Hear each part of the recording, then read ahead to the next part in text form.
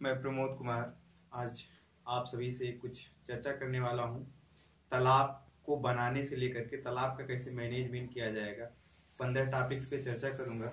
फिर अगले वीडियो में जो भी हमारे दिमाग में आएगा, जो कुछ भी टॉपिक्स होंगे वो आपके साथ शेयर करूँगा। आज के अभी इस वीडियो में 15 टॉपिक्स दूंगा या शेयर करूँगा आपके साथ में, जो खास करके नए किसान जो तालाब बनाना चाहते हैं, जो उनसे गलतियाँ होती हैं, जो अभी तक मैंने 4 साल के अपने बीएफएससी के करियर में लगभग 40 फार्मों को विजिट करने के बाद देखा है, उसको मैं अपने अनुभव को शेयर करूंगा और 15 उस टॉपिक्स को बताऊंगा जहां पर किसान गलतियां करता है। पहला मैं आपको बता दूं, किसान सोचता है हम जितना परसेंट एक्वायर करेंगे लैंड, जितना परसेंट वो 100% हमारे उसमें आ जाएगी, काम में आ जाएगी। उससे ऐसा होता नहीं है। 25% लगभग जितना हम लेंगे लैंड, उसका हमारा जो शेड बनाएंगे, डाइट बनाएंगे, इसमें जाता है। और 75% जो बचता है वो हमारे कल्चर के लिए अवेलेबल होता है, कल्चर के लिए उपलब्ध होता है। इसके बाद दूसरी होती है हमें कि कोई तालाब बनाते समय सबसे बड़ी बात जो रखना चाहिए, हमें एक नर्सरी बनानी ही चाहिए। नर्सरी बनाने से हमारा रोटेशन मतलब मेंटेन रहता है, जिससे हमें लगातार मछली मार्केट में सप्लाई करते हैं, जिससे हमारी लगातार डिमांड मछलियों की हमारी बनी रहती है मार्केट में। हम मार्केट से कभी दूर नहीं होते उस समय। 10 से 15% जो है हमें नर्सरी बनानी ही चाहिए। जितना हम लैंड ले रहे हैं उसका 10 से 15% हमको नर्सरी बनानी ही चाहिए। और सबसे बड़ा जो एक किसानों के साथ में समस्या है, वो जो नए किसान आते हैं खासकर उनके साथ जो समस्या है मैं आपको शेयर कर रहा हूँ, वो ये समस्या है, वो कोई किसान 6 फीट गड्ढा खोद देता है, कोई कहता है कि हमको 4 फीट खोद देते हैं। ऐसा आप कभी करिएगा, 2 फीट से ज्यादा कभी डिगिंग आप मत करवाइएगा।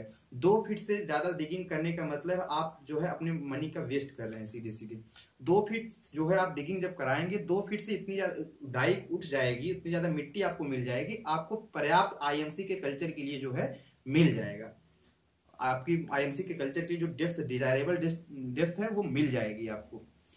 दूसरी चीज जो है, जो आपका विड्थ है, जो बंधा का विड्थ है, टॉप विड्थ होनी चाहिए 1 मीटर होनी चाहिए। लेकिन बनाते समय सबसे बड़ी बात जो रखनी चाहिए, उसे 1.5 मीटर रखनी चाहिए। 1.5 मीटर इसलिए रखनी चाहिए कि एक सीजन की बारिश आने के बाद वो 0.5 मीटर रिड्यूस हो जाएगी। जो 0.5 मीटर रिड्यूस होगी वो जाएगी कहाँ, वो स्लोप के माध्यम से। जो हम एक बनता है स्लोप वाला जो एरिया होगा, स्लोप के बाद में हम 0.5 मीटर छोड़ कर रख दें, जिसे फ्री बोर्ड बोलते हैं, वहां चला जाएगा, फ्री बोर्ड वाले एरिया में चला जाएगा। फिर इसके बाद हमें वो जो स्लोप वाला रीजन होगा उसको लगभग 3 मीटर का रखना होगा, 3 मीटर का रखना होगा। इसके बाद फ्री बोर्ड लगभग 0.5 मीटर का हमको रखना होगा।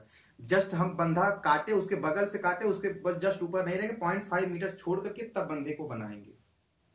ठीक है। अब अगली टॉपिक की अगर हम बात करें तो 7वां टॉपिक हमारा 30 सेंटीमीटर के बाद हमको लेयरिंग कर देनी चाहिए। लेयरिंग मतलब 30 सेंटीमीटर के बाद हमको पंचिंग करनी ही चाहिए। और कोशिश ये करनी चाहिए कि हमें ट्रैक्टर से ही अपने पॉन्ड को बनाना चाहिए।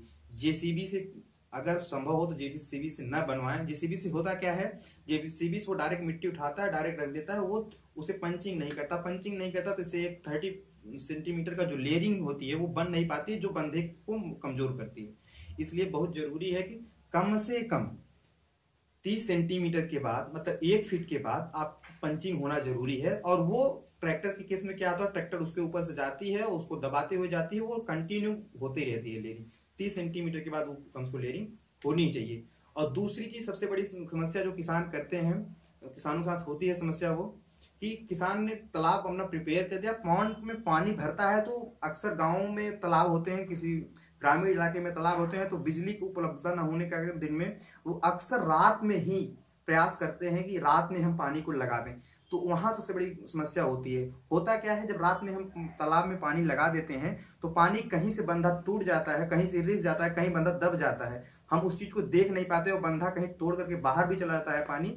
और दूसरी चीज, अगर हम दिन में डालेंगे, हमें कोशिश करिए चाहिए सुबह मॉर्निंग में डालें, 7 बजे पानी डालें, तो उससे होगा क्या, जो कुछ भी हमारे पॉन्ड के डाइक के साथ में घटना होगी उसे हम ऑब्जर्व कर पाएंगे, उसे देख पाएंगे, कैसे क्या मिट्टी हो रही है, कैसे कब जा रही है। तो ये हमारे अनुभव के लिए अच्छा होगा, हम उस चीज को देख पाएंगे। और जैसा आपको मैंने पहले ही बताया, ट्रैक्टर या पोकलेन से ही, या पोकलेन आपके पास विकल्प है, पोकलेन से बनवाइए। कि कभी भी मिट्टी को बेचना नहीं है आपको। मिट्टी जो भी है अक्सर किसानों की ये समस्या होती है, जब वो बनवा रहे होते हैं तो मिट्टी उनको बहुत ज़्यादा लगती है, लगता है कि हमारे पास मिट्टी की इतनी ज़्यादा मतलब मात्रा है कि हम इसको बेच दें, उससे कुछ इनकम कर लेंगे। नहीं, ऐसा कभी नहीं करना चाहिए। एक साल बाद हो सकता है आपको अगर मिट्टी बेच देंगे फिर उस मिट्टी को खरीदना भी पड़ जाएगा, ऐसा कभी मत करिएगा। मिट्टी को चारों कॉर्नर्स पे डिपॉजिट करके रखिए, उनको जमा करके रखिए, जो आपके फिर भविष्य में काम आएंगे। और खास करके कोई भी साइट जो होती है वो 100% मतलब पैमाने पर खरी नहीं उतरती है। पैमाने पे खरी उतरने का मतलब जो भी कल्चर के लिए पैमाना है उसमें खरी नहीं उतरती, लेकिन हमें ये कोशिश करनी चाहिए कि जो ज्यादा से ज्यादा पैमाने पे खरी उतर रही है उसे ही चुनना चाहिए, उसे ही उस साइट को ही चुनना चाहिए। कभी भी इनलेट और आउटलेट ये दो बहुत बड़े फैक्टर हैं, हमें इनलेट और आउटलेट का विशेष ध्यान रखना चाहिए। इनलेट और आउटलेट अवश्य देना चाहिए, नर्सरी से ग्रो आउट, ग्रो आउट से नर्सरी।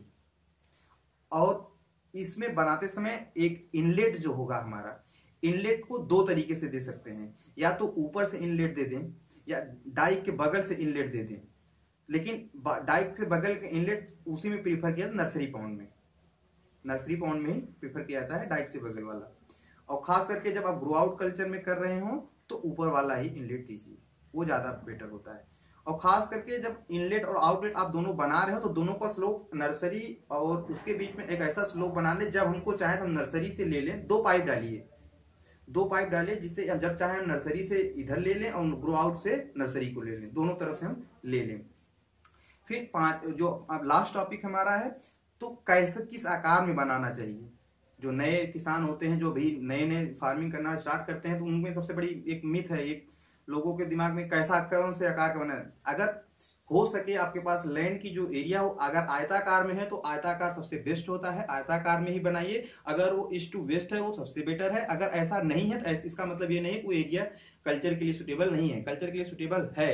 अगर आपके पास नहीं है आयताकार तो आप वर्गाकार भी कर सकते हैं, जिससे साउथ टू नॉर्थ भी है उससे भी कर सकते हैं, लेकिन ये जरूरी नहीं है कि आयताकार ही करें।